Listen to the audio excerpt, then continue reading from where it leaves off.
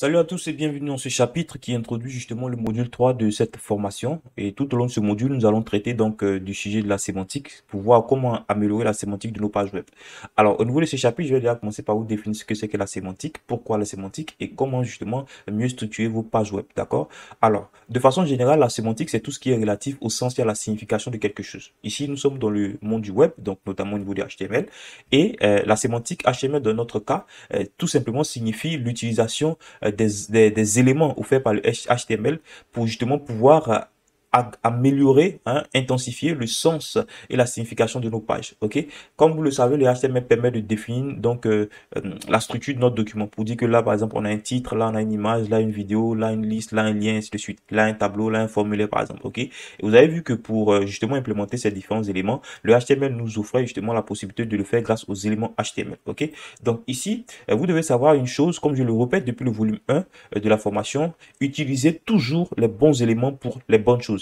Imaginez par exemple, moi je crée un fichier ici, un index.html, je l'ai glissé ici, que vous euh, vous amusez par exemple à mettre des en-têtes dans un P. Si vous affichez ici par exemple, coucou les amis, il n'y aura pas de problème, la page va s'afficher normalement.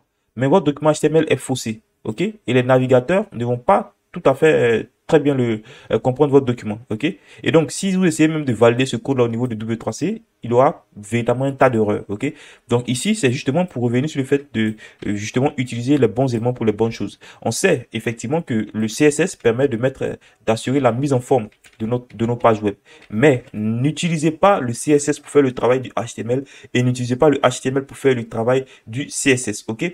Alors ça, c'est un tout petit peu ce qui concerne la définition. Pour vous dire simplement qu'au niveau du HTML, on a tout un tas d'éléments à notre disposition pour assurer la structure de nos pages web. Alors, pourquoi maintenant utiliser donc les bons éléments pour les bonnes choses? Premièrement, pour avoir un meilleur code.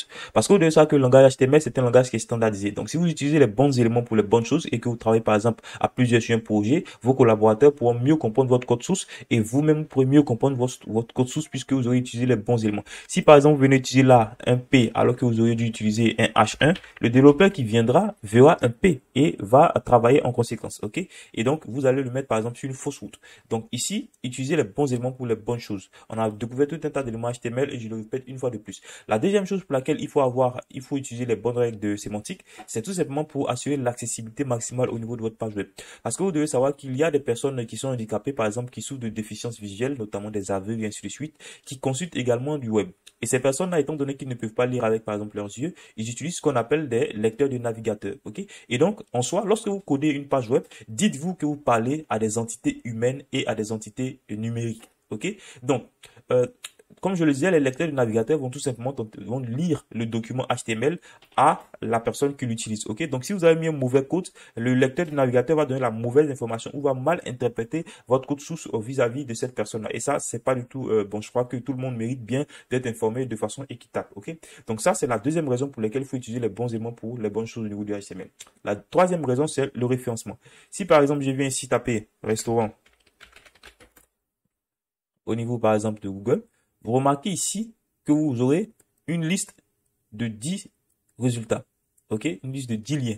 Alors, vous devez savoir que les entreprises qui justement sont affichées au niveau de ces 10 premiers résultats sont celles qui ont le meilleur référencement au niveau de Google. Vous devez savoir qu'il y a une véritable bataille stratégique au niveau des entreprises pour justement occuper donc ces 10 premières places. Alors pourquoi? Parce que tout simplement, si vous apparaissez premier dans les résultats, il y a forte probabilité que les gens qui ont tapé la recherche aillent sur votre site. Ici, tout en bas, vous allez voir qu'ici, il y a une pagination de plusieurs résultats.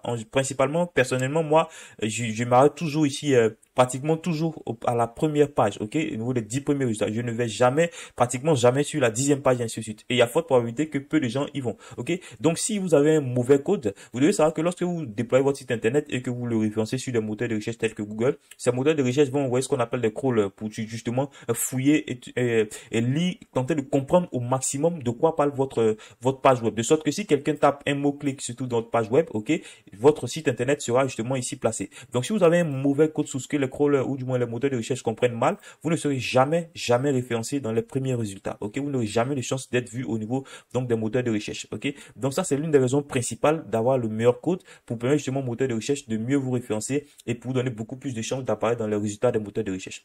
Alors, comme je le disais tantôt, tout au long de ce module, nous allons utiliser tout un tas d'éléments, ok, un ensemble d'éléments supplémentaires que le HTML nous offre pour améliorer justement donc la structuration de nos pages web. Parce que jusqu'à présent, on utilisait les H1, les divs et ainsi de suite pour justement créer des sections au niveau de nos pages. Ok, donc ici, pour vous donner un tout petit aperçu de ce que nous allons étudier, voilà, lorsque vous venez ici au niveau du HTML5, vous devez savoir que le HTML5, c'est tout simplement la dernière spécification en date du HTML, parce que le HTML a eu plusieurs versions. Ok, vous voyez ici que le HTML5 nous offre plusieurs éléments, et voilà, pour justement améliorer la structuration donc de nos pages web. Donc, je vous donne déjà rendez-vous dans le prochain chapitre où nous allons commencer à étudier justement ces nouveaux éléments. Ok, allez.